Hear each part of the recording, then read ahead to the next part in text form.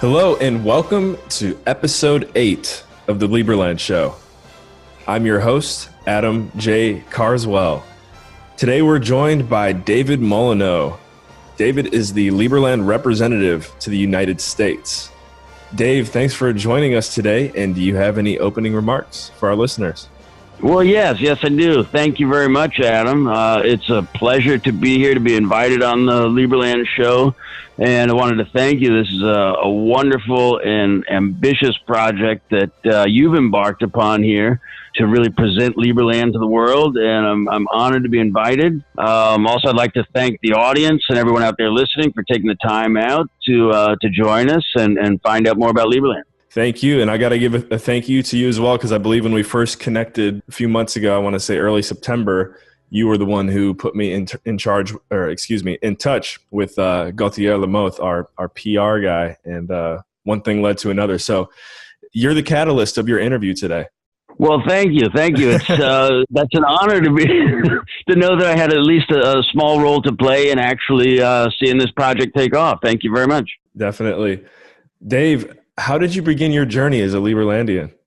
Oh, let's see. That's a good question. Going back shortly before Liberland was actually founded and proclaimed, I was active and working with some libertarian candidates for various local offices, and so I was kind of really tuned in, let's say on my, social media feeds and that kind of thing, into a lot of the different libertarian sites and news and things going on. And so I found out about Liberland in late April 2015, just a couple of days after the initial flag planting and proclamation. Mm-hmm. And I was absolutely fascinated by it, and a couple of articles that, again, kind of came across my news feed. So I got online, did a little bit of research, found the website, applied for citizenship, really started following them on social media. And that's when I found out, it was a few months later, when President Jedlicka was going to be visiting Washington, D.C. to attend the International Students for Liberty Conference. That was in February of 2016. And so I said, okay, you know what? That's it. I'm going up there to meet this guy. Nice. I took off work, got the tickets, booked the hotel, went up there. And that's where I had the opportunity to meet President Jedlicka. I met, he was there with Tom Walls. I had the opportunity to kind of pal around with them for the weekend and really get to know them a little bit better. And it was from that meeting and that experience that I was asked to work a little bit more closely with the team here in the U.S. and, sort of gradually immerse myself into it and learn more and became a lot more active. And it's been an amazing journey since then. Yeah, and I think that kind of validates the power of face-to-face interaction. I know even for myself, I can't remember when I first applied for Liberland citizenship, but after interviewing more and more people, I start to see we all kind of go through this same process. And then somehow, some way, we stumble upon another Liberlandian, maybe at a meeting, for example, how I met you guys. I get an email and it's like, we're coming to town. I'm like, okay, whatever. We'll go check this out. Next thing you know, we're sitting down together, Dave, and we're having dinner. And it's like, wow, that wasn't anywhere as crazy as I thought. And now my dreams are becoming fulfilled right before my very eyes. Yeah, it's not quite a flash mob kind of situation, but exactly. It's amazing with the advent of the internet and just the way that people are able to connect so much faster nowadays, and really to see projects like this born and to be able to network and work together on making things happen. It's just the transformations from my younger days, in the 80s and 90s growing up, to what we're able to accomplish now with just the wonders of technology is amazing. Absolutely. So your first interaction with Liberland sounded pretty unique. Sounded like you couldn't have really scripted it. It just kind of happened. Can you tell us about another unique experience that you've had since working with Liberland? Oh, Adam, that's a good question because, going on almost 3 years now. It's I got to say that every day and every interaction is a unique experience. I mean, how often is there the opportunity out there to be involved in really birthing and bringing forward a new country on this planet, and one that's really in such an ideological adherence to your own personal principles and views and beliefs on liberty. So it's really hard to single out just a single unique experience. And I'm trying to think of something anecdotal here to present. Maybe a country you traveled to, with the president. Well, I was 2 years ago, almost exactly. We were down in Guatemala on a diplomatic visit there, and it was absolutely beautiful country. I loved being able to visit there.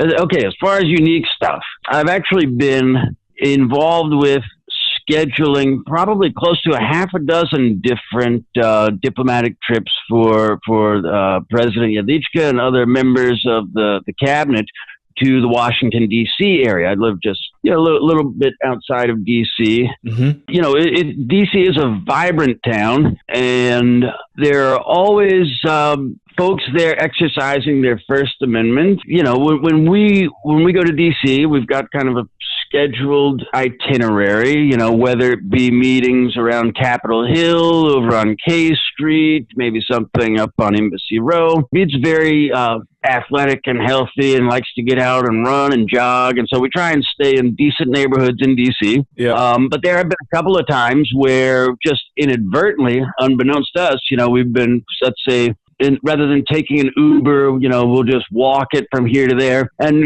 wind up walking through a demonstration or something like that. And ourselves, members of the delegation, we sort of,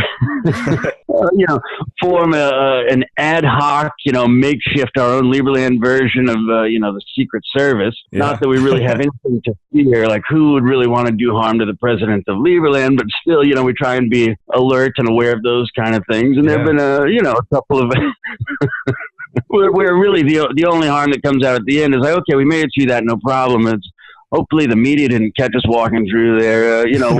We're somewhat unassuming, and it's not like recognized by everyone, but certainly it's like at the end of the day, it's like, well, I certainly hope the media doesn't think that we were there like protesting or something going on. You have to be cautious. We're just trying to get from point A to point B, and just happen to wind up here, there, other things that are going on. Yeah, that's pretty unique, and who knows, maybe you'll be a part of the development of Liberland's first Secret Service. Hopefully we really won't have the need for that. Right. Actually, I kind of take that back as soon as I said it as well. Tell us a little bit more about your professional background, Dave. That actually does sort of play into your question about how I became involved with Liberland, but it would go back in history a little bit more. So let's see, a little trip down memory lane. Well, I was homeschooled, and then in my college coursework, I went for criminal justice and pre-law studies. During that time, I also took a few courses in, let's say, psychology, political science, and some of it I found fascinating. Some of it was a bit nonsensical to me. I wound up working for the state government in the criminal justice field back in the late 90s, early 2000s, turn of the millennium. Mm-hmm. And it was during that experience, I was raised sort of a, Reagan Republican law and order guy. And in my younger formative years, I thought that the state was really the solution for a lot of man's problems. And then as I developed and actually during my years working for the state, that experience actually led me to sort of a 180 on my political ideologies. That's where I really became a libertarian, and kind of my whole world view on the governance model sort of shifted and became the non-aggression principle and the ideals of just personal liberty. And, so it was an experience that took, or a journey that took a couple of years to really sort of explore more, because this was something that I didn't know there was the Libertarian Party and this movement out there back in the late 90s, early 2000s. And learning more about it and becoming more immersed in it is what really brought me in the long run to my involvement with Liberland. And I think that you highlight an important note there. We're kind of raised in this environment, and I can totally relate. I'm from Ohio and kind of grew up having to learn that, okay, when you're old enough to vote, you got to choose one of two sides. You got to kind of pick a team. And especially since, my journey with Liberland, but even prior to it, you begin to realize if you really do your research, if you really take the initiative to self-educate and kind of observe and look at your environment, you realize that there is a non-aggressive way to go about life for all of us to flourish. Again, I think we both can relate on this, where we think that the principles of Liberland completely line up with that viewpoint. Amen. Yes. Preaching to the choir. What advice do you have for aspiring and ambitious Liberlandians that are out there that may not be involved with the nation yet? Well, and I know there are a bunch of them. And my advice would be to just become involved. Contact us. Every individual is unique. Each person is going to have different set of skills and talents that they could bring to the table and bring to the team and to use to help develop Liberland and bring our progress forward. From folks that might be good graphic design skills, to media skills, to programming, to maybe interpersonal relationships and contacts with folks in government or in different NGOs that might have some influence to be able to help us. Every person the hundreds of people that I've had the pleasure of being in contact with since working with Liberland, each one has their own, again, unique skills that they can utilize and to be most fulfilled and working for Liberland in who knows how many different ways. Just get in touch with us. We will do our best to find a niche for everybody. Completely agree. Where in general do you see the nation in 3 to say 5 years? Well, I tend to be very optimistic on this. I say in the next 3 to 5 years, I see Liberland as a fully developed country, recognized, and not only recognized by other, let's say, UN recognized countries, but also with full diplomatic relations with other countries, especially with our neighbors in Croatia and Serbia. Other members of even the Liberland team might think that I'm overly optimistic on that 3 to 5 year sort of time frame. I know other members of the team sort of say, okay, maybe 5 to 10 years on that plan. But, we never know what tomorrow holds.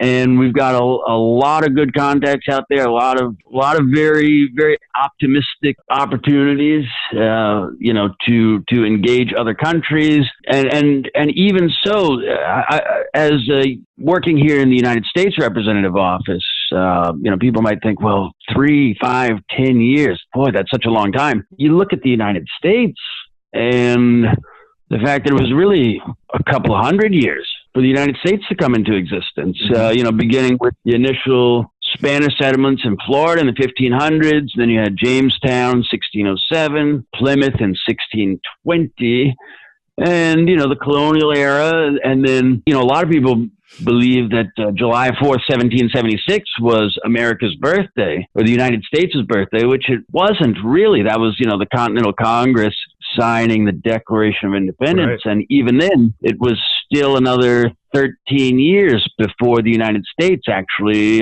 came into existence in 1789. When you look at that, even just that time period from 1776 to 1789, I think Liberland is on a very aggressive, fast track to perhaps even beat the United States.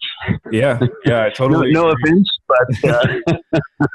Well, I think if you look at it also from the perspective of Liberland being a very, very technology-based nation, most countries have not had the benefit of being founded on such a technology focus. And in general, especially if you just look at the past 20 years, anything tech-related has predominantly had exponential growth factors, meaning it catches whatever it is, it catches fire and it just keeps growing and growing and growing. And so for any optimists out there, including yourself, I'd also like to get your take on that. I mean, hey, it's technology. It grows exponentially. This country is going to be built with that blockchain focus. What do you think? I agree with you. I couldn't agree with you more. I'm not really a tech savvy guy, so I'm working more on the sort of interpersonal and government to government relations. When it comes to looking at a line of code, I couldn't tell you whether it's, C++, HTML, or whatever. It's just, I know these are languages. I've dabbled in crypto a little bit. I got a little miner that makes me a few Ethereum. It was worth a lot more a year ago, but I'm I'm hodling, and but besides that,